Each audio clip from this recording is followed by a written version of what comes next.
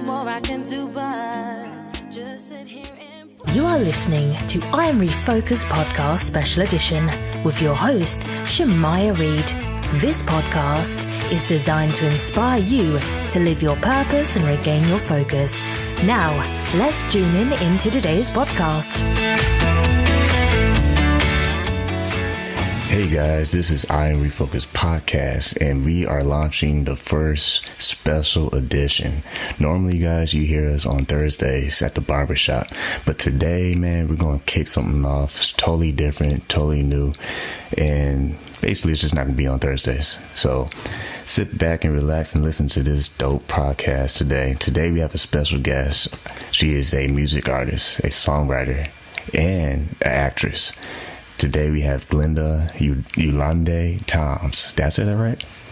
You did. Ulanday. You got it. Ulanday. Perfect. So tell us, how did you get into music?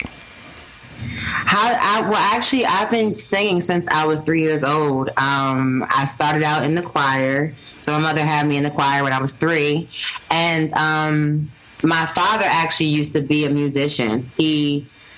So I remember, in the little time that he was in my life, he would, he would practice with his band in the basement of the house. So I've always been around music. It's been just something I've always been. Yeah, I was reading your bio. So your first performance ever, 5th grade, my favorite song, actually, I Believe I Can Fly. Yes. So how did that work?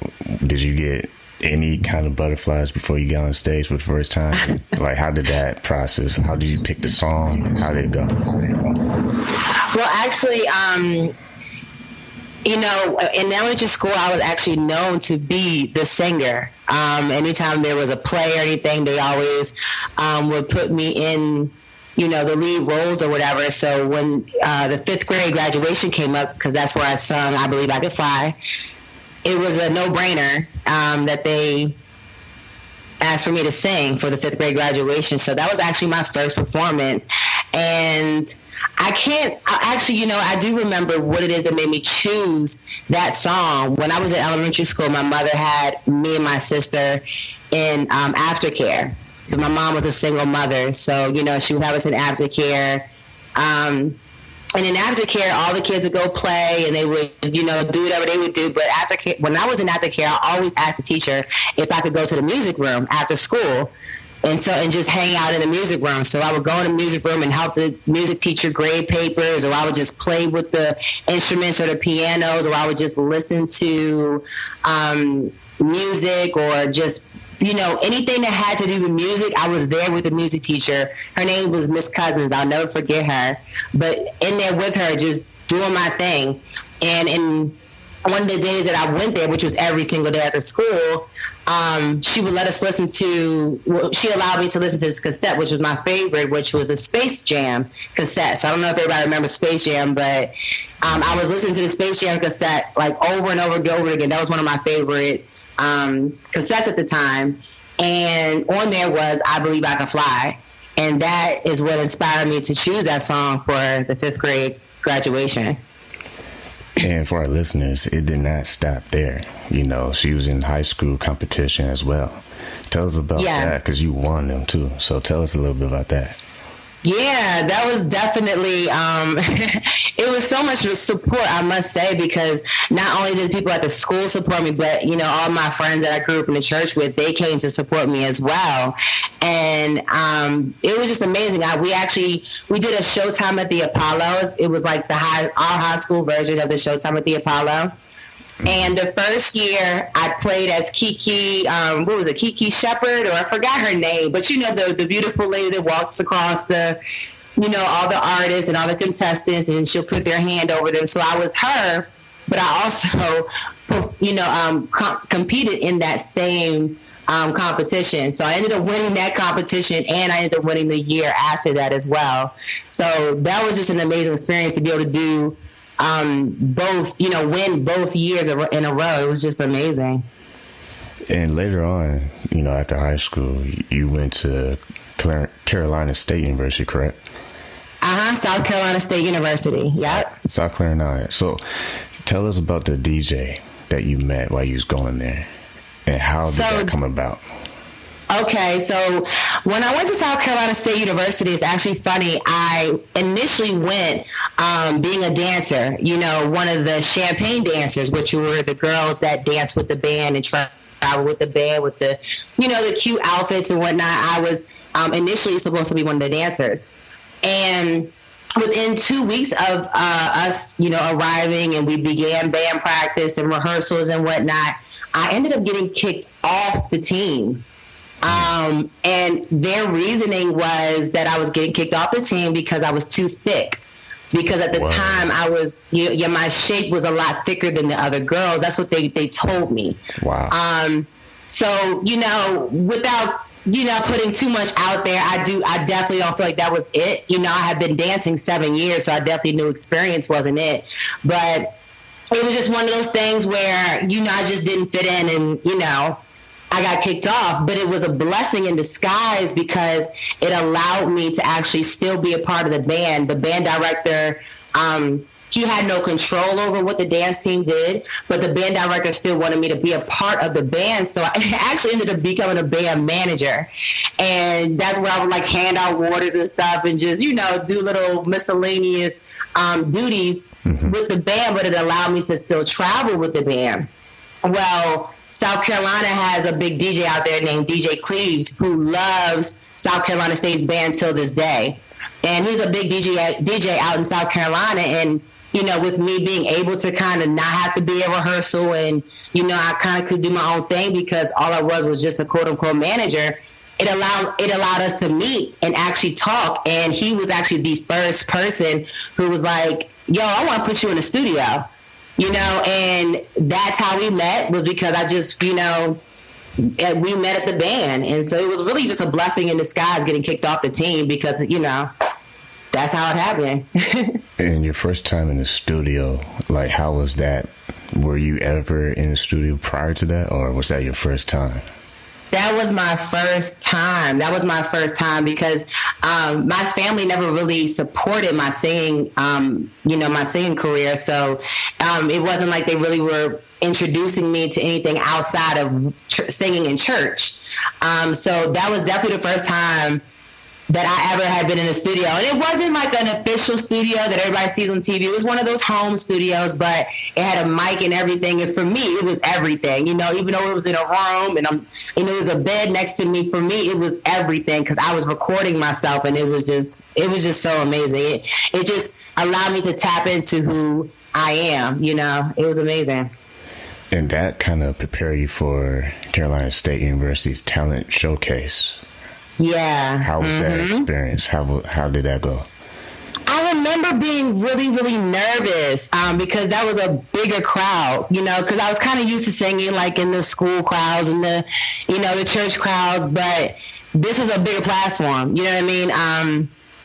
And I remember just, being very nervous, but DJ Cleve actually did that show with me. And to have that support on stage and somebody who was, already reputable in South Carolina, it gave me a lot more comfort, So it was great. I ended up doing great, and I was received well. So it was cool. It was a great experience.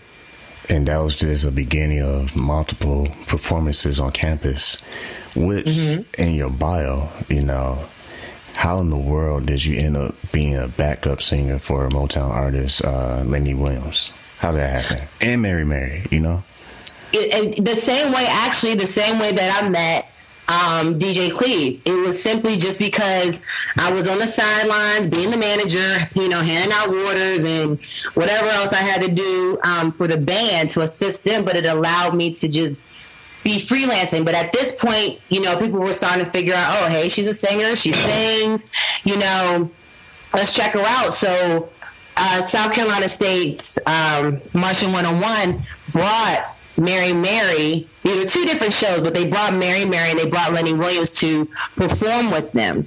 So when they came to perform, and it was for the homecoming halftime show, the football game, they needed backup singers. They was like, well, we need backup singers, and they knew to come to me, and that's how that opportunity opened up. So once again, it was definitely a blessing in disguise. How did your friends and family react when you told them, hey, by the way, I'm a singing background for Mary Mary? I don't remember the reaction because I honestly don't remember really telling people. That's kind of the crazy part because, at the time I didn't realize how big that was, or how great of an opportunity that was. It was just kind of like I was naturally just being who, I am. And so I never really told many people about it, until like years later. I just kind of did the show, and if you were at the homecoming show, which of course is a stadium full of people, I mean, you saw that I performed with them, but other than that, that was it. You just kind of blending in on stage. Yeah. Just a little bit. See, yeah. This is what crazy, because I'm reading your bio. I'm just going right down the line because it's like perfectly in order. So a year later, you end up getting a scholarship and transferring to Morgan State University in Baltimore. Mm-hmm. Now, what was your plan when you were doing that, when you took that route? Well, actually, when I moved back to Morgan State University, mm-hmm. It was, I guess the motivation behind that was just to do whatever was closer, be closer to home. I do, now looking back, I think at the time I was kind of running away from one of the things that I dealt with at South Carolina State, which was believe it or not, I was actually being bullied at South Carolina State University. Wow. I was consistently being harassed by this group of girls there, and it just was not though it was a lot of blessings, it was also a very hard time for me. So I do believe that going to Morgan State University, and there was a scholarship available for me, and I was like, it'd be closer back home, closer to home, which is more of a comfort zone. That's kind of what motivated it. Looking back, I kind of wish I would have stayed at South Carolina State because I loved it there, but that's what motivated the move, to be honest. So bullying, that's what made you just turn the page and change scenery. Now, how did you just get through all that? Like, what was your mindset at that time? I don't think I actually got through it as quickly as I would have liked to. Mm-hmm. I do definitely think that's where I kind of began, dealing with, dealing with depression. I mean, just to be honest, that's where I kind of began. So how did I deal with it? I guess, just being in class and actually learning my craft kind of helped me become a little more focused and not, zone into that part of my life. I guess just as I got older, the healing came through just realizing that, everybody kind of goes through, bullying in some type of way in their life, whether they realize it or not. So I just, grew up and realized that, people have their things that they go through. And this was just one of the things that God chose for me to go through, So once I accepted that, I just kind of, became at peace with it, I should say. Now, did you have a DJ friend in the new area you was at? And did you go to a new studio, or did you keep tabs with the other one? I think me and DJ Cleve actually kind of fell out of contact, just because life was just moving or whatever. He was doing his thing, and I came back to Morgan. I didn't finish out there, but because that's when I actually ended up getting pregnant and having my son. But I forgot the question. Oh, no. Did you meet any new DJ out there, and did you go to a new studio?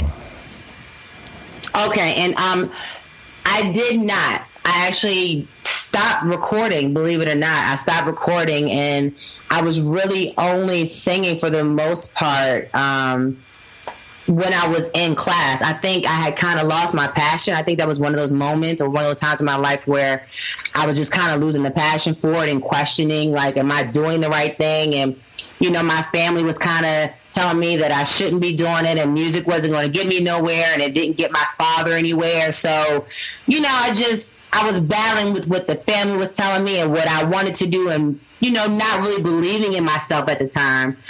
So I kind of slowed up. Maryland, unfortunately.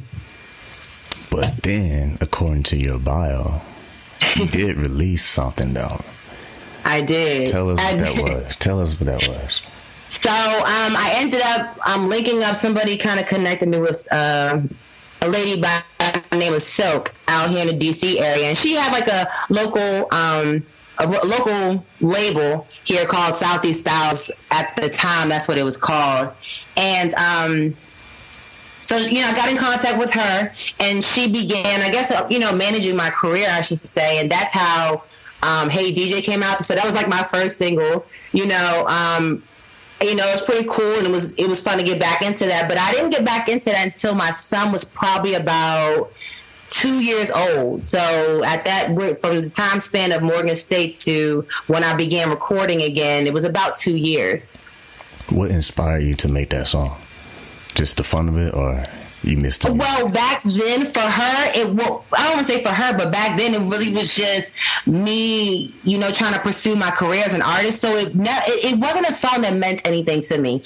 She wrote the song. She was a songwriter. She felt like she wanted to execute her songwriting skills through my artistry as an artist, and that's kind of how that worked out. So she wrote the song, but it wasn't necessarily a song that was like close to my heart or anything like that. At the time, I hadn't found myself as an artist just yet, so I didn't realize that I had songwriting abilities on my own at the time. So I was just kind of going on a whim and just doing what I felt was best to do to pursue my career at the time. And ladies and gentlemen, it doesn't stop there. She goes to another city in 2013. Yeah. So what was really going on in Atlanta that made you want to go there and start working with Powerhouse Music Group? Well, actually, Powerhouse didn't come into the picture until the second time that I moved to Georgia. That's the funny part. So I moved to Atlanta when my son was 3, and it was, to be honest with you, like, it was one of the hardest things that I ever had to do, because I did leave, my son with his father, but I left knowing that I was chasing my dreams as an artist, and knowing that I was going out to make a better life for my son and I, because times were hard at the time, and kind of, they still are. I mean, any single parent, I think, could understand it. Raising a child and still trying to pursue your goals and dreams is challenging. And so I went to Atlanta just basically with the mindset of, look, I'm gonna make this happen. I'm gonna make a better life for my son and I. I'm gonna have to sacrifice some time away from him, but I gotta do this for us. And that was my mentality. So the second time I moved to Atlanta, I ended up with Powerhouse, which is in Augusta, actually. And, we ended up doing some music, and, they were cool and fun people to work with. It just ended up not working out. But I ended up moving back home, and that's where we kind of stand now in my career, where I finally have found myself as an artist, found myself as a person and who I am. And it's like, at this point, the sky is the limit for me, and it's not somebody else telling me how to be an artist. It's me being who I am, and just allowing the universe to send the right people my way to help execute my vision and my dream. And going to current times, how is the music scene for you now? The music scene for me, in what way? As far as, how do you see yourself, like, making music? Are you networking with other people, other singers, other producers? Okay. Or are you kind of do it all on your own? Okay, so I'm definitely right now just doing it all on my own.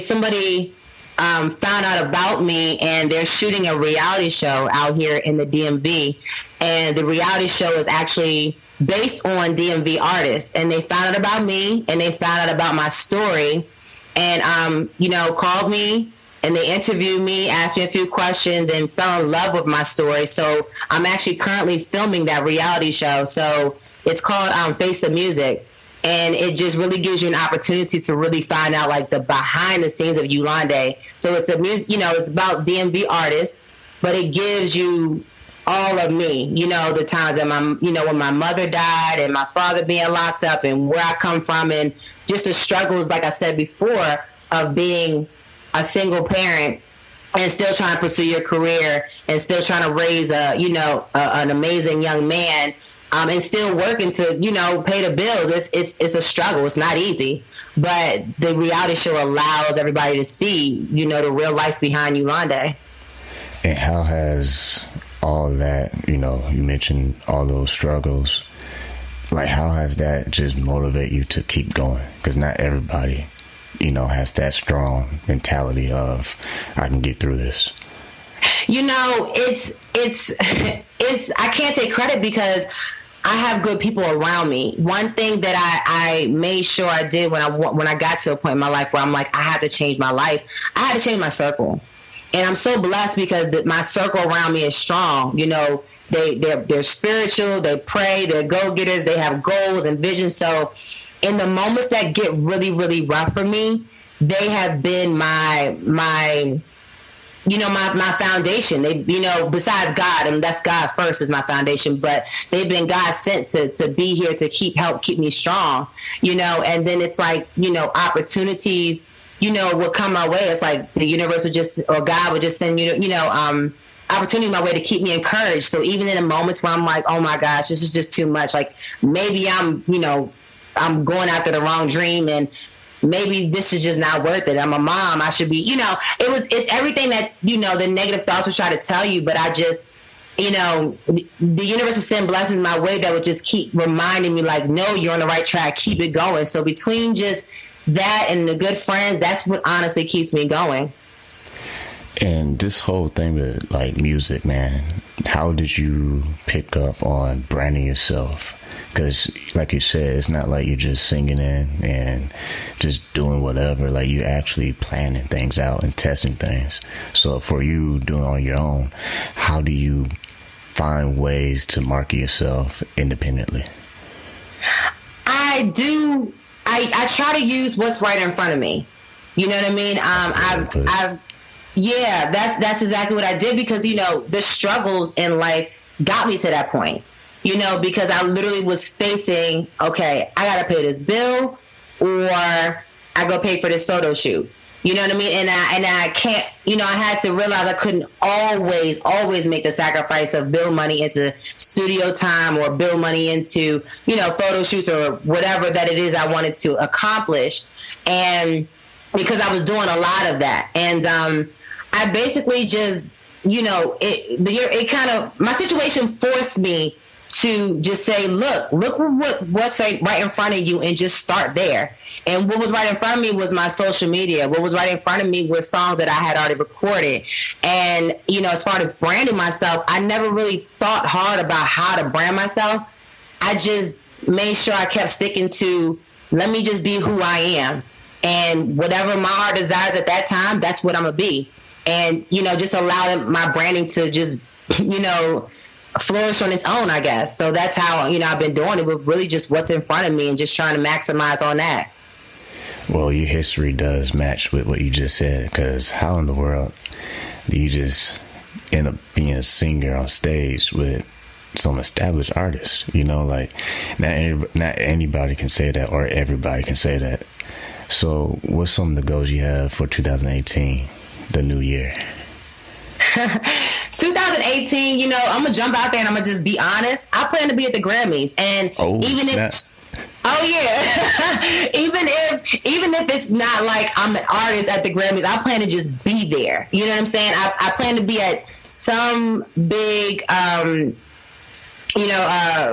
award show this year, but Grammys is the one I'm gonna just throw out there. So that's my goal. My goal is to, because I'm a songwriter as well, my goal is to, write a song, at least 2 songs for an established artist already. And my goal is to be able to drop, my own single and it actually be at least at minimum nationwide. So in 2018, I also just hope to find the right management team to manage my career and, just keep pushing forward. And honestly, like my biggest goal, the reality show is coming out. I'm just looking forward to people knowing who I am for real, because I do think that I can become misconceived sometimes just by the way I look.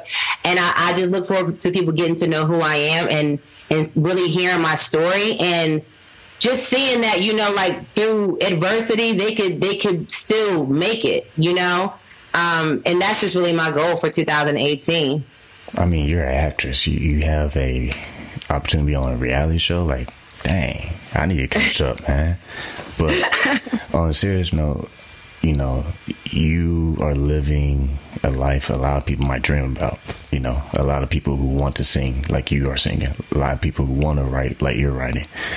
What would you say to someone who might just got started? Like, they are still trying to learn the craft. They're still trying to, study on YouTube and watch all these singers. What's some words of wisdom you give to that person? Be you.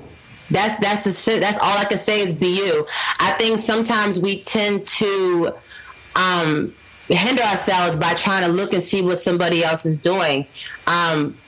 If the intention is to learn, then you're in the right direction. Always teach yourself, always be learning, always be reading a book, always listen to interviews, always, pay attention to how artists are doing certain things, but not because you want to follow them, but because you just want to inspire, find what you can pick from that and use that to make it who you are. You know what I'm saying? Find what jumps out to you and make it a part of you. And then when you have many different pieces from many different sources of things that you tapped yourself into, you become who you are. But just my biggest thing is be you, and be okay with that, regardless of how you think it might be perceived or what people are going to think, or is it going to make money, or is it going to become a big thing. Like, don't worry about all that. Just be you. And literally God and the universe will guide you to where it is that you aspire to be.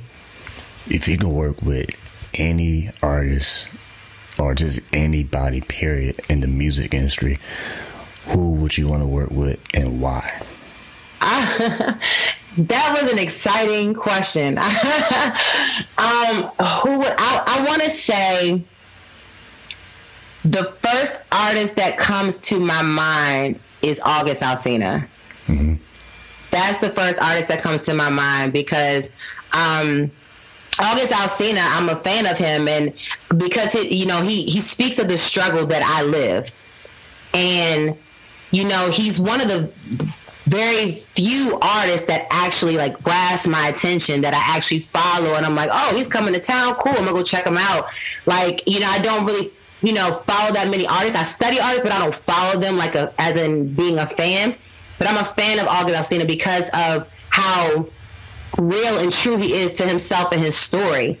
And, there's been so many different times that I would be going through rough times, and his music would just, help me so much because I could relate.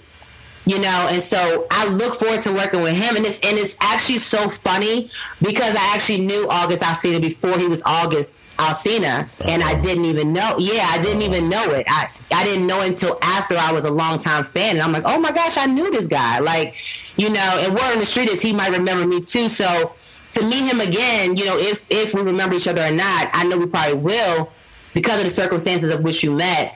It'd just be just ordained. It would make sense. And I would love for us to do a record together that can just really touch, the souls of people who come from the struggle, who come from the bottom. Well, just in case he listens, hey, let's make that happen, man. I know, right? Now, do you have friends that are actually singers like you, or songwriters, or is it the opposite? You're the only one in the group?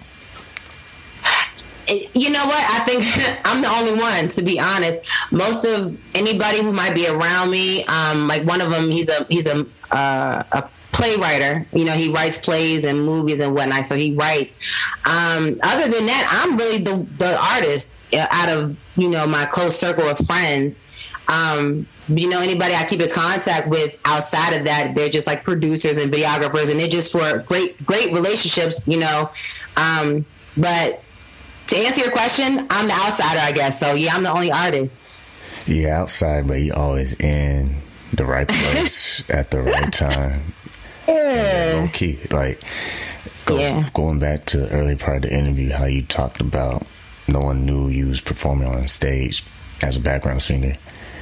But you just play off it's not a big deal. I'm just here. Yeah. So that makes me ask this question. I ask a lot of people this. So what does success mean to you as an individual? Ooh.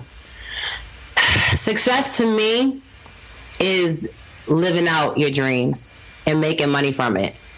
Being able to do what you love to do and be able to live. And I'm not talking about, being rich. I'm just saying, like, home is taken care of, the basics are taken care of, and I'm doing what I love to do, and I'm good. I'm investing in a few businesses, and, I'm helping out other people, and I'm starting out nonprofit organizations, and I'm good. And I'm doing what I love to do. That, to me, is success. Who do you look up to and why? Taraji P. Henson is one that I look up to. That's the first one that jumps out to me. Because, first of all, she's from D.C., so she's a D.C. native. I'm a Maryland girl, so she's, in the whole DMV unit. And she's a mom as well. And, her story is like mine. She had a kid. She had a dream. She went to California with, I think, $600 or $700 in her pocket, I think it was. I can't remember the exact number, but she went with this dream, and she is who she is now. And now she's reaching back, and she's empowering other people. And she's definitely like who I just am excited to be able to say I am. And I would love to meet her one day to tell her that, like, you know what I'm saying? You just mainly because she's from Maryland. She's from the DC, Maryland area. So, and she was a single parent. And as a single parent, what's some of the things that you would say to other single moms out there who might listen to this podcast? It's possible.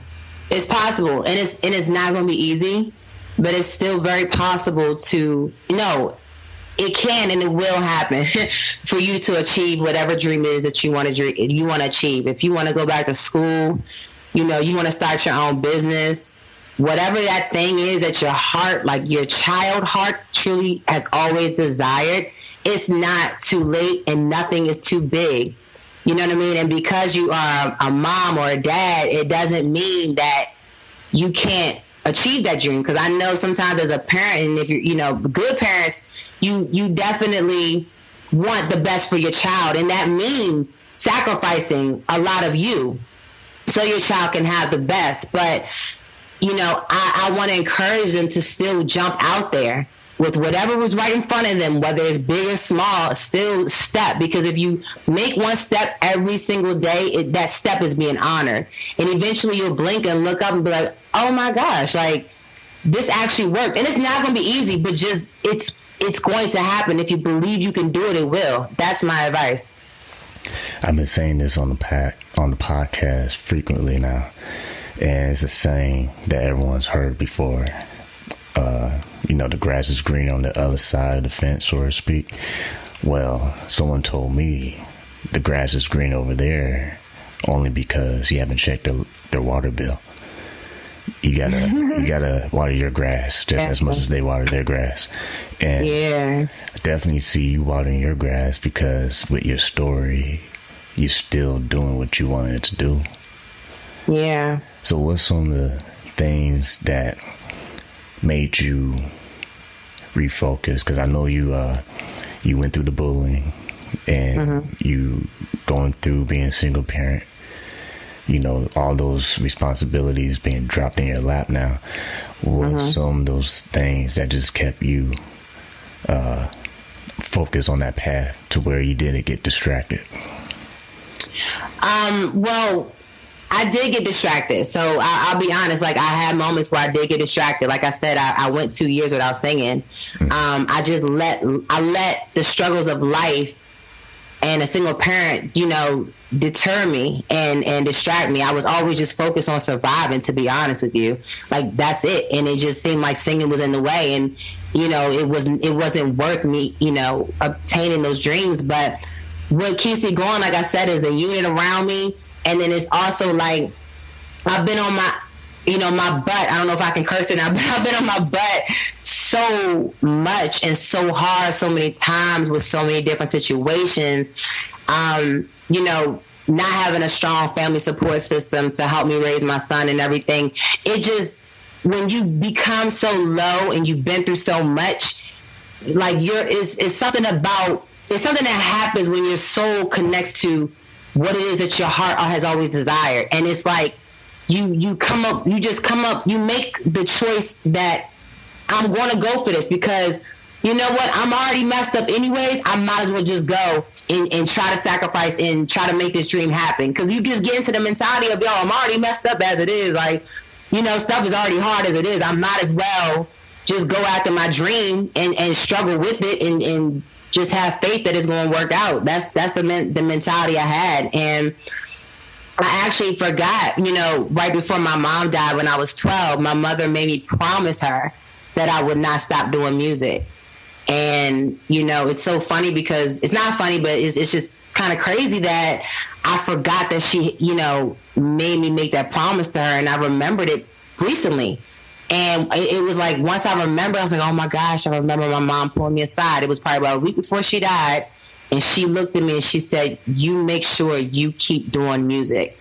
And that's when I realized my mother always saw me what I see in myself now.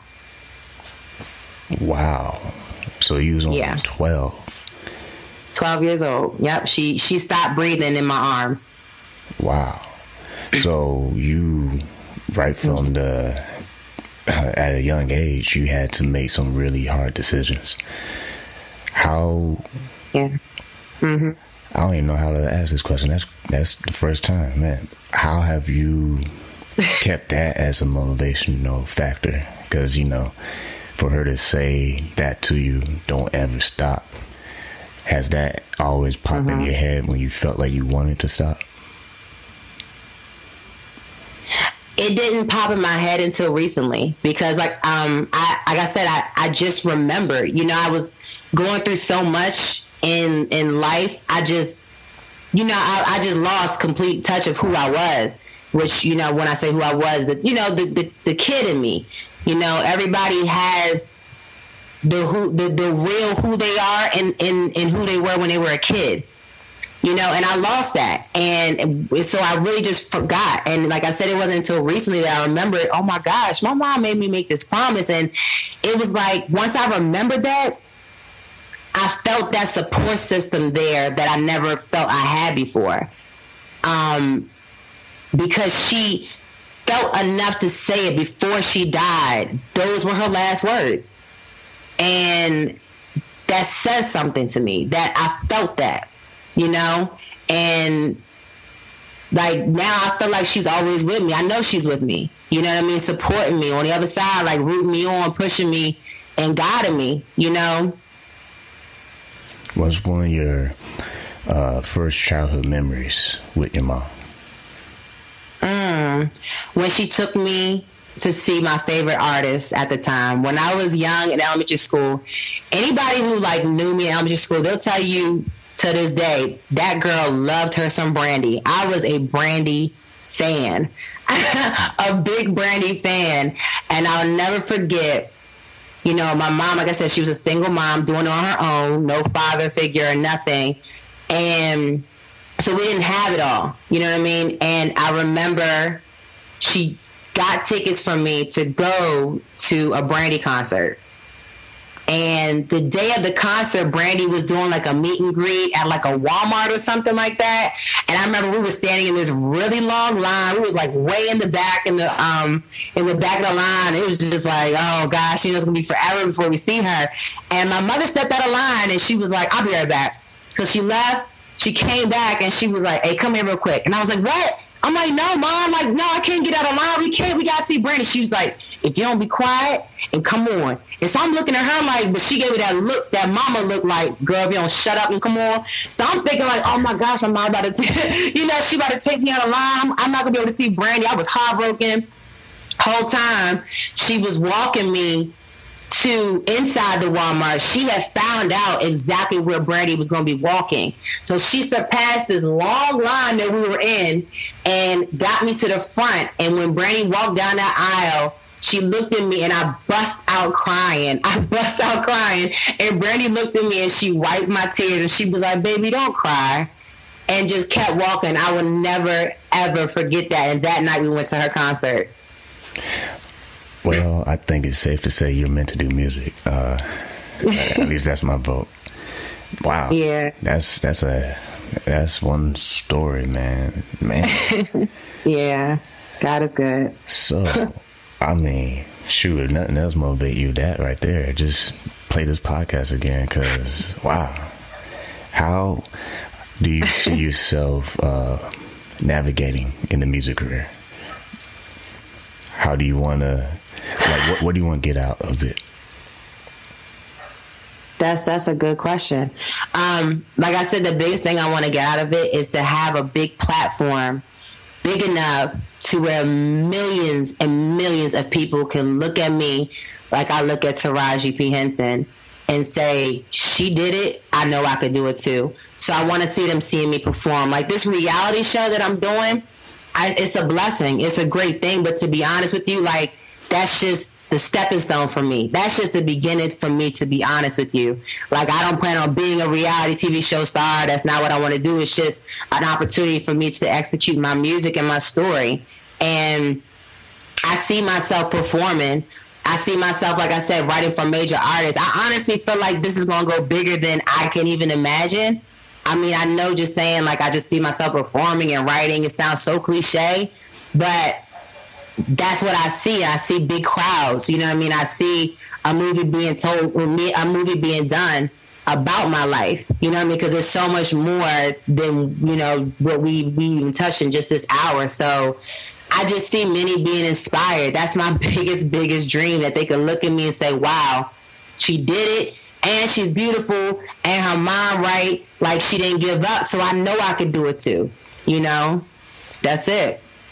Everything you said in this show, this episode, is almost like, man, not only you need to do all that, but you might consider writing a book too, because, like, I just have like this title in my head, The Steps of Life, because, you know, Brandy experience, that was a step. You know, the college experience, that was a step. And, you know, fast forward to now, this reality TV show, that's another step. But there's another multiple of steps ahead of you that you're going to be taking.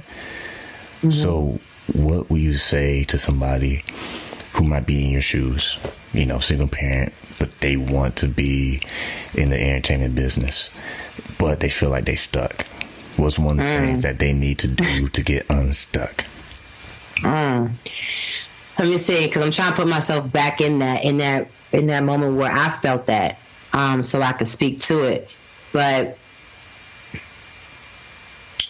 I would first say, stop telling yourself that you're stuck. Because if you say you're stuck and you think you're stuck, like literally you think in your mind you're stuck, then you're stuck. So change what you're saying about your life. You know, from being stuck to, I am pursuing my dreams. I am successful. You know what I'm saying? Like, that's where you begin, is what you're telling yourself. Because, yeah, I mean, I think it sounds so cliche to some people when we hear, you know, the term, the sky's the limit. But it's real. Like, it really is. The sky really is a limit. And it's all in your mind. So if you tell yourself you're stuck, you're stuck. So that's what I would suggest. Change what you're telling yourself about yourself first. Even if you don't believe it, tell yourself that. It's not funny, but it's kind of funny. Like, I was just talking to someone about this. Like, sometimes we make everything like open heart surgery, when in reality is more so making a choice. You know, it can be as simple as turn on a light switch. And sometimes your light switch might be off, and no wonder it's so dark, because, like you're saying, you keep cutting off opportunity by how you're talking to yourself and how you see yourself. You know, all you really gotta do is turn on a light switch, and then you can see everything. Yeah. And that could be scary too, because you can actually see what's actually going on. You gotta clean up stuff. I know, right? You realize you're not as good as you thought you were. You go, ooh, I gotta change some things. You need that self-evaluation. And how has that impact what you're doing right now? Because I'm sure you always evaluate, where am I and where I want to be. Definitely. It's, you know, sometimes I don't want to accept it. When you know, are kind of getting word that you have some things about yourself that you need to change. And if you don't change these things, like, it could hinder you in certain areas in your life. It's another focus that you have to focus on. You know, so now not only am I focusing on my son, am I focusing on my music career, and I'm focusing on going to work so I can pay the bills, but I also am focusing on myself and making sure that, you know, certain patterns within myself that I would have that were not good for me and were not good for the people around me, I have to change. And it takes a focus. It takes paying attention to. You know what I mean? And it sounds easy, but it's not. When it's who you've been for so long. You know what I mean? But when you want to really be better, you realize that paying attention to that part of you is the foundation to everything else that you're trying to achieve. Man, I'm telling you, man, you got some books in there. So I never heard that, nor did I ever think really about that. That's I like that one. So, not to change the subject, because it all kind of ties in together, connecting the dots. You have a birthday coming up, right? Yeah, I do. I forgot. This month, you know? Yeah, I forgot. January 31st. That's pretty cool how everything just worked out. You got a nice little birthday present, man. You're going to be iHeartRadio. So, I know, right? you got about like 14 minutes left. Do you have any shout outs you want to get out real quick? Yeah, man. I definitely want to shout out God and just, you know, who he sent to protect me and the universe and everything for just being where I am now. I mean, just this interview alone is a blessing. So shout out to you for just, you know, jumping out there on me and interviewing me. So, you know what I'm saying? And I shout out to my son, you know, for just sticking through it. Through the rough times, and just, you know, when I look at him and I say, look, we just got to just trust God, trust Mommy, we're going to get out of this. And he's been sticking with me and being positive through it. You know, I shout out to him, you know, because I know it's not easy. And, you know what I'm saying, just shout out to my homeboy Bird and Cal and Jonathan and Pompey, who have always been my backbone. You know what I mean? Who, when I had tears and when I, you know, really wanted to give up on myself and give up on life and give up on music, they was there like, come on, you got to keep kicking, you got to keep going. So just shout out to them, you know what I'm saying, for being that for me. Because without them, man, I really don't even know if I would be talking to you right now. So they're blessings. I mean, it's a lot of points where if you would have stopped, you would not even saw my message on Instagram. Yeah, that's real. That's real. That's real. Yep. But in closing, how can people stay in touch with you and they want to connect with you on social media? How can they go about with that? Yeah, so they can follow me on my Instagram, like Queen Ulanday, Queen Ulanday. You can also follow me on my Facebook, which is Ulanday Toms. And you know, it's funny, I'm actually not a Twitter fan and I'm not a Snapchat fan. I used to be, but I think I might have to tap back into that. But for right now, they can definitely follow me on my Instagram and my Facebook. Yeah, I'm not that great on all social pages, but Instagram, Twitter is I'm all right with that. But what's something, you know, you got birthday coming up. What's something you want for your birthday? What I want for my birthday, you know, and I had to stop myself just now because in my mind I was thinking it's not possible. It's too close to time. There's no way it could be achieved. But I'm going to stop that thought right now. So for my birthday, what I would love to have a party, like at a club where I'm announcing something big. Whether it's I'm announcing that I just got signed to a major manager, or I'm announcing that I just got signed to a label if I choose to go that route, or I'm announcing, you know, big numbers or on a single or something, or announcing maybe, I don't know, but I want to be announcing something big by my birthday. I know it's only 2 weeks away and it might be far-fetched, but, you know, I never celebrate my birthday. Honestly, I'm always working on my birthday, so that's what I would love to see, that I just got some big good news and I'm just celebrating it. But if not this year, definitely next year. So I would say this for sure. Anybody who's fortunate enough to listen to this podcast is definitely going to have a gift, because the story is pretty good. And, you know, the message is pretty good too. So, man, wrapping up, what's one thing or several things you want to say just to get out there? Anybody who might be listening. Just look for me. I mean, thank you for everybody who already has followed me thus far, just in the little clips that I would, post on Facebook and singing and the support. And, even when the people who are following me, can tell on my social media that I'm not okay, they reach out and be like, man, you all right? Keep pushing, keep going. I'm talking about like strangers. So just keep following me, man. And just thank you to everybody who already is supporting me. Just, at the very beginning of my career, where I'm actually now starting to be seen, because I've been working for so many years. I'm just now actually starting to be seen. Yeah, you did. You didn't pick up the mic 2 weeks ago, so that's a good thing. 'Cause that'd be pretty good if that was the case.